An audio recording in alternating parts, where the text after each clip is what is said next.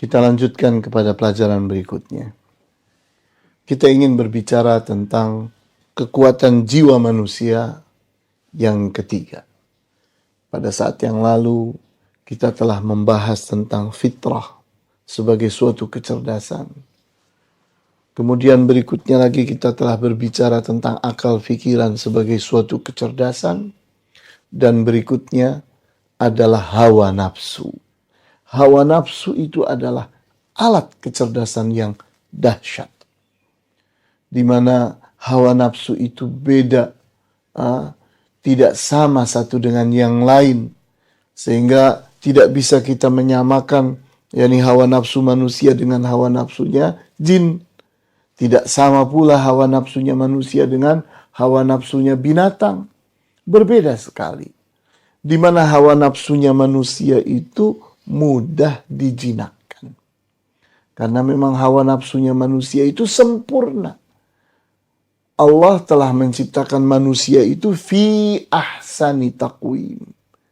Di mana diri manusia itu sudah Allah siapkan yang terbaik di antara yang ada di antara para makhluk Allah. Sehingga di sini kehebatan manusia. Bahwa manusia itu punya hawa nafsu, tapi ternyata bisa jadi orang saleh. Bahkan bisa jadi waliullah. Bahkan bisa jadi nabi, bisa jadi rasul, bisa jadi ulul azmi. Yang merupakan kekasih-kekasih Allah. Sehingga kita lihat para malaikat pun tentunya memandang mereka dengan pandangan yang luar biasa. Punya hawa nafsu, tapi ternyata bisa mengimbangi malaikat. Malaikat itu tentunya mudah buat mereka itu menjadi baik, benar, dan bermanfaat. Mudah buat mereka karena tidak punya hawa nafsu.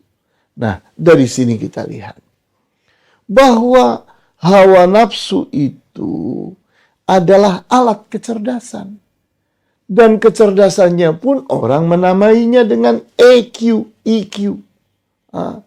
Emosional quotient. Kecerdasan hawa nafsu. Orang sering menamakan hawa nafsu itu dengan nama perasaan. Di mana dalam bahasa Inggris emosional atau emosi dalam bahasa Indonesianya. Nah, kita lihat di sini. Dengan hawa nafsu itu, manusia punya kecerdasan dalam berkeinginan untuk menjadi lebih hebat lagi menjadi kebutuhan. Sehingga manusia memilah-milah keinginan-keinginannya untuk hanya kebutuhan sajalah dari keinginan itu yang layak dia perjuangkan, dia kejar, dia tuntut, dan dia buru. Kemudian manusia itu punya kepentingan-kepentingan, punya interest, punya kecenderungan-kecenderungan respect kepada sesuatu. Itu akibat dari hawa nafsunya, akibat dari perasaannya. Kemudian dengan hawa nafsu itu pula manusia punya selera, punya taste, di mana manusia itu mampu membedakan rasa, mampu membedakan hal-hal yang akan dia kejar dengan apa yang tidak layak dikejar, apa yang ingin dimilikinya dan apa yang tidak dimilikinya, karena dia punya selera. Nah, kemudian manusia pun memiliki cinta, memiliki benci, sehingga cinta dan benci itu adalah sesuatu yang menjadi displaynya iman. Bahwa orang yang beriman itu, imannya akan melakukan sibghatullah. Sibghatullah itu apa sih artinya? Sibghatullah itu artinya celupan Allah. Sibghah itu artinya celupan. Di mana kita membayangkan kalau ada air yang jernih, kemudian kita ambil bahan pencelup, kemudian kita masukkan ke dalam air, kita aduk. Maka di saat warna pencelup tadi adalah kuning misalnya, air itu pun menjadi kuning. Kemudian kita masukkan kain yang putih. Saat kita keluarkan, setelah dicelup, ternyata kain putih tadi berubah menjadi kuning. Itulah pencelupan. Kemudian bagaimana kerja iman dalam mencelup manusia? Nah, di sini. Inilah yang disebut dengan sibghatullah. Contohnya, orang yang tadinya kafir, sangat suka kepada daging babi. Maka begitu dia menjadi muslim dan dia beriman, maka dia pun tidak suka kepada daging babi.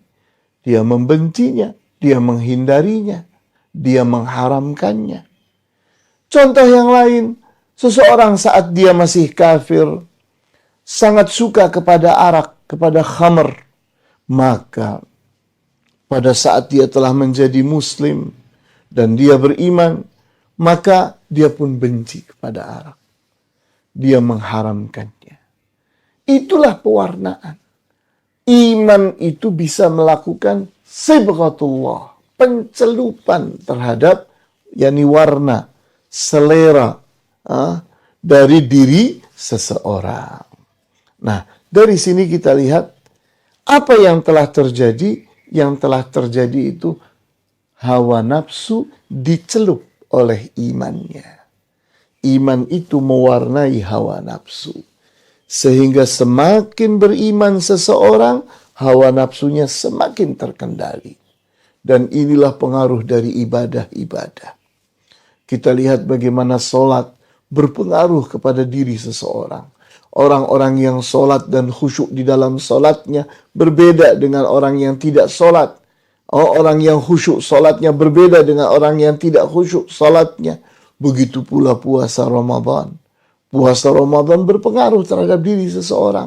Begitu pula puasa-puasa sunnah, zikir-zikir, kemudian al-asma'ul husna, kemudian banyak lagi amalan-amalan yang lain, membaca Al-Quran dengan tadabbur dan sebagainya. Itu semua di saat dilakukan dengan iman akan melakukan sibghatullah.